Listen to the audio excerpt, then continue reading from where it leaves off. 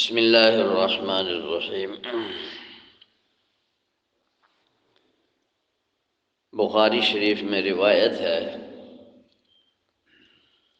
حضرت معاذ بن جبل رضی اللہ تعالی عنہ فرماتے ہیں، کنت ردیف النبی صلی اللہ علیہ وسلم، میں حضور انور صلی اللہ علیہ وسلم کے پیچھے سواری پر تھا، گھوڑے پہ جیسے دو آدمی بیٹھتے ہیں، ایک آگے ایک پیچھے۔ فرماتے میں آپ کے پیچھے بیٹھا تھا، آپ نے ارشاد فرمایا، یا معاذ، اے معاذ۔ میں نے کہا لبیک و سعدیک یا رسول اللہ، میں حاضر ہوں، میری سعادت مندی ہے کہ آپ نے مجھے یاد فرمایا، حالانکہ ساتھ ہی تھے، پھر بھی یا معاذ کہہ کے خطاب فرمانا ایک تو متوجہ کرنا بھی ہے اور اظہار محبت بھی ہے، اور اس میں گفتگو کا ادب بھی ہے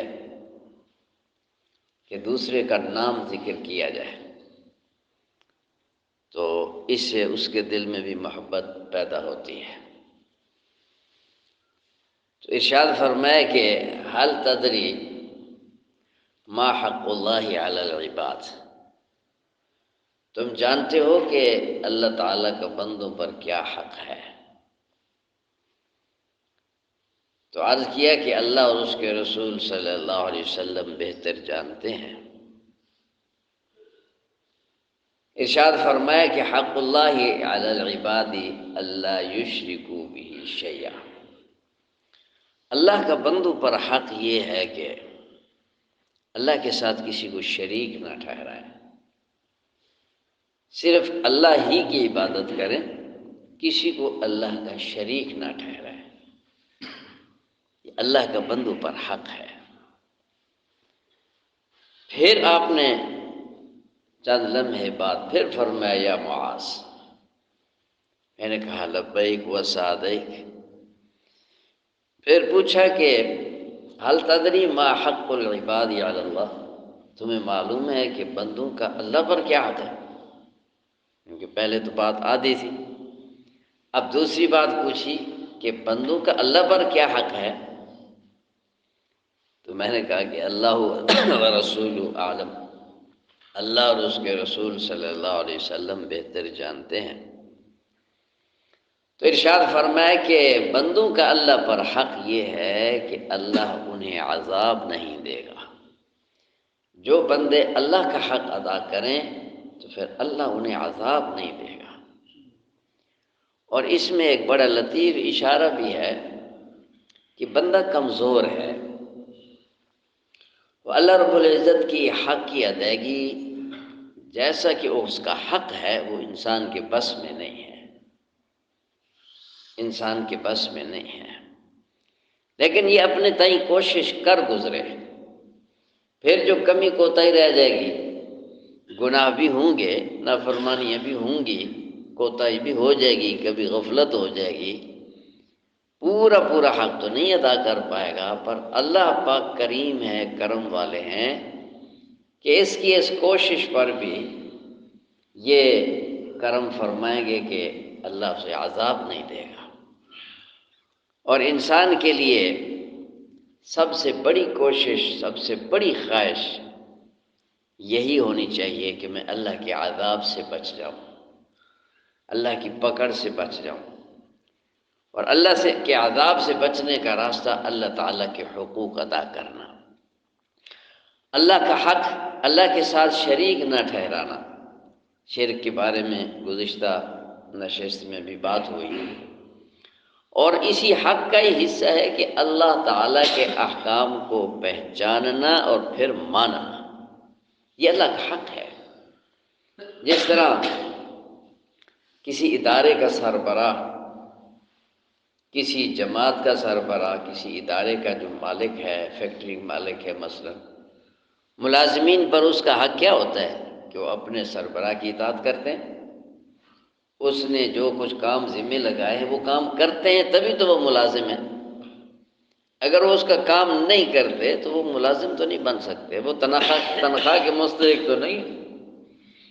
سرکاری ادارے ہیں، فوج ہے، پولیس ہے، دیگر ادارے ہیں، دنیا بھر کے ہر ادارے میں جو ملازم ہوتا ہے وہ اپنے ادارے کے سربراہ کی اطاعت اس پر لازم ہوتی ہے۔ اگر وہ اطاعت نہیں کرتا تو اس ادارے کا ملازم نہیں رہ سکتا، وہ تنخواہ اور ادارے کی مراعات کا مستحق نہیں ہو سکتا۔ جب ہم اللہ کی مخلوق ہیں، اس کے بندے ہیں، اس کے پیدا کردہ ہیں، اس کی زمین پہ رہ رہے ہیں۔ زمین کس کی ہے؟ کسی کے باپ نے بنائی ہے؟ اللہ کی زمین پہ رہ رہے ہیں اور اس کے آسمان کی چھت کے نیچے رہ رہے ہیں اور اس کی دی ہوئی نعمتیں استعمال کر کے ہم زندگی کی سانسیں گزار رہے ہیں۔ یہ فضا کی ہوا ہی ہے، آکسیجن۔ آکسیجن بھی اللہ نے بھیجی ہے۔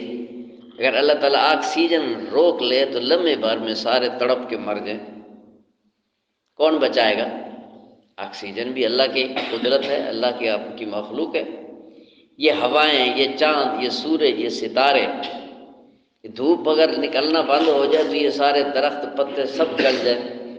ابھی 1 مہینہ جنوبی پنجاب میں دھوپ نہیں نکلی، فصلات تباہ ہو گئیں، درخت جل گئے، جانور ہلاک ہو گئے۔ یہ سورج بھی ہم استعمال کرتے ہیں، ہوائیں استعمال کرتے ہیں، فضائیں استعمال کرتے ہیں، اللہ کی دی ہوئی روٹی روزی پانی کیا کچھ روزانہ استعمال کرتے ہیں۔ تو ہم اس کی زمین پہ رہ رہے ہیں، اس کی نعمتیں کھا رہے ہیں، اس کی ہوائیں فضائیں استعمال کر رہے ہیں، پھر انسان اس رب کی اطاعت نہ کرے، اس کے احکام کو نہ سیکھے، نہ پہچانے، نہ عمل کرے، تو اس کو اللہ کی زمین میں رہنے کا حق نہیں ہے۔ وہ اللہ تعالیٰ کی اس نیلی آسمان کی چھت کے نیچے رہنے کا اس کو حق نہیں ہے۔ ایک بزرگ نے اپنے مرید کو یہ نصیحت فرمائی، فرمایا جب تجھے گناہ کا خیال آئے تو ایسی جگہ جا کر گناہ کرنا جو اللہ کی ملک سے نکل کر کرنا۔ اللہ کی ملک میں رہتے ہوئے تو گناہ کرنے کا حق ہی نہیں ہے۔ جس طرح ملازم ادارے میں رہتے ہوئے اپنے مالک اور سربراہ کی اطاعت اپنے اوپر لازم سمجھتا ہے، حتیٰ کہ یہ فوجی چھٹی جب آتا ہے نا، یہاں رہ کر بھی اس کا دماغ ادھر ہوتا ہے کہ اچانک کال آ گئی تو وہ سب کو چھوڑ چھاڑ کے اس کو جانا پڑتا ہے، کیونکہ اس ادارے کا ملازم ہے۔ تو اللہ کا بندوں پر حق یہ ہے کہ اس کی اطاعت کریں، اپنی منمانی نہ کریں۔ اور اطاعت کا جو دائرہ ہے وہ صرف مسجد تک نہیں ہے بھائی، مسجد تو ایک حصہ ہے۔ مسجد تو زندگی بھر کی اطاعت کو سیکھنے کا ایک مرکز ہے کہ مسجد سے بندہ اللہ کی اطاعت سیکھ کے پھر گھر میں بھی اللہ کی اطاعت، بازار میں بھی اللہ کی اطاعت، عدالت میں بھی اللہ کی اطاعت، حکومت میں بھی اللہ کی اطاعت، ماتحتوں کے لیے، اوپر والوں کے لیے، معاشرے میں زندگی کے ایک ایک موڑ پہ اللہ کی اطاعت، یہ اللہ تعالیٰ کے حقوق ہیں۔ اور جس نے اللہ کے حقوق کو ادا کرنے کی کوشش کی، اس میں لگا ہوا ہے، فکر مند ہے، کوشاں رہتا ہے، پھر اللہ تعالیٰ پر حق یہ ہے کہ اس بندے کو عذاب نہ دے۔ اگرچہ اللہ تعالیٰ پر کوئی چیز لازم نہیں ہے، کوئی چیز اللہ پہ لازم نہیں ہے، وہ سارے انسانوں کو جہنم میں پھینک دے پھر بھی وہ برحق ہے، اس سے کوئی پوچھ نہیں سکتا اور اس کا ظلم بھی نہیں ہوگا۔ اگر اس کا کرم ہے، اس نے اپنے اوپر لازم کر لیا کہ وہ اپنے بندوں کو عذاب نہ دے۔ تو پہلا حق بندے پر اللہ رب العزت کا، دوسرا حق اللہ کے رسول صلی اللہ علیہ وسلم کا ہے۔ رسول اللہ صلی اللہ علیہ وسلم امت کے پوری انسانیت کے محسن ہیں، جن کو اللہ تعالیٰ نے رحمت للعالمین کا لقب عطا فرمایا، جن کی رحمت کا اللہ نے اتنا وسیع فرمایا کہ فرمایا جہاں جہاں میرا ذکر ہوگا وہاں محبوبہ آپ کا بھی ذکر ہوگا، حیث ذکرت ذکرتا، جہاں میرا تذکرہ ہوگا آپ کا تذکرہ ہوگا، جہاں جہاں رب العالمین کی رب العالمینی، اور وہاں وہاں اللہ نے اپنے حبیب صلی اللہ علیہ وسلم کی رحمت للعالمینی کو پھیلا دیا۔ فرمایا رحمت للعالمین وہ تمام جہانوں کے لیے رحمت ہے۔ اور جہان کتنے ہیں؟ بہت سارے جہان، کئی جہانوں سے ہم گزر کے آئے ہیں۔ ایک عالم ارواح مستقل جہان جو ہم گزار بیٹھے ہیں، پھر عالم اسلاب آبا، باپ کی پشت، یہ ایک الگ جہان ہے، اس سے بھی ہم گزر چکے۔ تیسرا جہان بطون امہات، ماؤں کا پیٹ، یہ الگ جہان ہے، اس سے بھی ہم گزر آئے۔ اس وقت ہم چوتھا جہان گزار رہے ہیں، یہ عالم دنیا، یہ چوتھا جہان ہے۔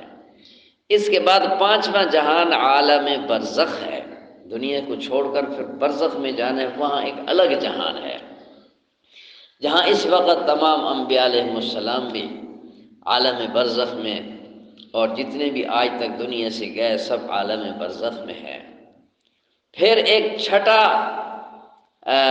عالم ہوگا عالم محشر، جب عالم برزخ سے ہم قبور سے نکلیں گے، اللہ رب العزت کے سامنے پیش ہونے، عالم محشر وہ ایک الگ جہان ہے اور بڑا طویل جہان ہے اگرچہ ایک دن کا، وہ ایک دن بھی اتنا طویل ہے، 50,000 سال کا ایک دن، وہ ایک پورا جہان ہے۔ پھر اس کے بعد یا تو عالم جنت ہوگا یا عالم جہنم، کسی کے لیے عالم جہنم ہے اور کسی کے لیے عالم جنت ہے، وہ چھٹا جہان ہوگا۔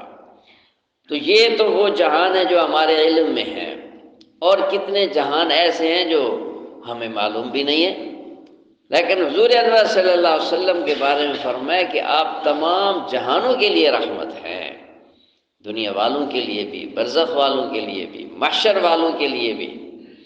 اور آپ کی رحمت کو حصہ پانے والے صرف اہل ایمان نہیں، بلکہ آپ کی رحمت کے حصے سے کافروں کو بھی حصہ ملا، جانوروں کو بھی آپ کی رحمت کا حصہ ملا، حجر شجر کو آپ کی رحمت کا حصہ ملا، کائنات کے ذرے ذرے کو آپ کی رحمت کا حصہ ملا، وہ رحمت للعالمین ہے۔ حتیٰ کہ جبرائیل امین کو بھی آپ کی رحمت کا حصہ ملا، فرشتوں کو بھی آپ کی رحمت کا حصہ ملا، کہ آپ سارے جہانوں کے لیے رحمت ہیں۔ حضرت جبرائیل امین سے حضور انور صلی اللہ علیہ وسلم نے پوچھا کہ آپ کو میری رحمت سے کیا حصہ ملا؟ تو عرض کیا کہ آپ کی رحمت کا مجھے یہ حصہ ملا کہ پہلے میں ہر وقت ڈرتا رہتا تھا اللہ کی بے نیازی سے، کہ پتہ نہیں کیا ہوگا، پتہ نہیں کیا ہوگا۔ دیکھو جبرائیل امین فرشتوں کے، قدسیوں کے سردار ہیں، سب سے مقرب فرشتے ہیں، لیکن اللہ تعالیٰ کی عظمت کو وہ جانتے ہیں۔ آج ہم جو اللہ سے ڈرتے نہیں ہیں نا، ہمیں اللہ کی عظمت کا علم نہیں ہے، اس کی بے نیازی کو ہم نہیں سوچتے۔ ہم یہ ایمان، اسلام، یہ مسجد میں آنا، نماز کی توفیق ہم اپنا کمال یا اپنا حق سمجھتے ہیں۔ نہیں میاں نہیں، بہت ڈرنے کی ضرورت ہے، کیا پتہ اللہ میں محروم کر دے، کوئی پتہ ہے؟ خاتمہ ایمان پر نہ ہو، کوئی پتہ ہے؟ موت کفر پہ آ جائے، کوئی پتہ ہے؟ ہر وقت ڈرتے رہنا چاہیے۔ جو فرمایا کہ میں عالم خوف میں رہتا تھا کہ پتہ نہیں کیا بنے گا، اللہ رب العزت کی بے نیازی سے ہر وقت ڈرتا تھا۔ جب آپ پر یہ آیت نازل ہوئی وَلَقَدْ رَآهُ بِالْأُفُقِ الْمُبِينِ وَمَا هُوَ عَلَى الْغَيْبِ بِضَنِينٍ، یہ اس میں جبرائیل امین کی تعریفیں ذکر کی گئی۔ فرمایا ان آیات کے نازل ہونے کے بعد میں اب عالم اطمینان میں آ گیا ہوں، تو مجھے بھی رحمت کا حصہ ملا۔ جب حضور انور صلی اللہ علیہ وسلم رحمت للعالمین، امت کے محسن، اور خصوصاً اس امت کے اہل ایمان کے لیے تو آپ کی رحمتیں ہر لمحہ ہم وصول کر رہے ہیں، تبھی تو ہم انسانی شکلیں لے کے بیٹھے ہیں۔ تو امت پر بھی لازم ہے کہ وہ اپنے نبی محترم صلی اللہ علیہ وسلم کے حقوق کو پہچانیں کہ آپ کے ہم پر حقوق کیا ہیں۔ انشاءاللہ آئندہ درس میں اس عنوان پہ بات ہوگی کہ حضور صلی اللہ علیہ وسلم کے حقوق کیا ہیں، آپ کو پہچاننا اور آپ کی اطاعت کرنا، یہ ایمان ہے۔ جس نے حضور کو مانا اور حضور کی نہیں مانی اس میں بھی ایمان نہیں ہے۔ حضور کو ماننا، حضور کی ماننا، تب ایمان کامل ہوتا ہے۔ اللہ رب العزت سب کے ایمان کی حفاظت فرمائے۔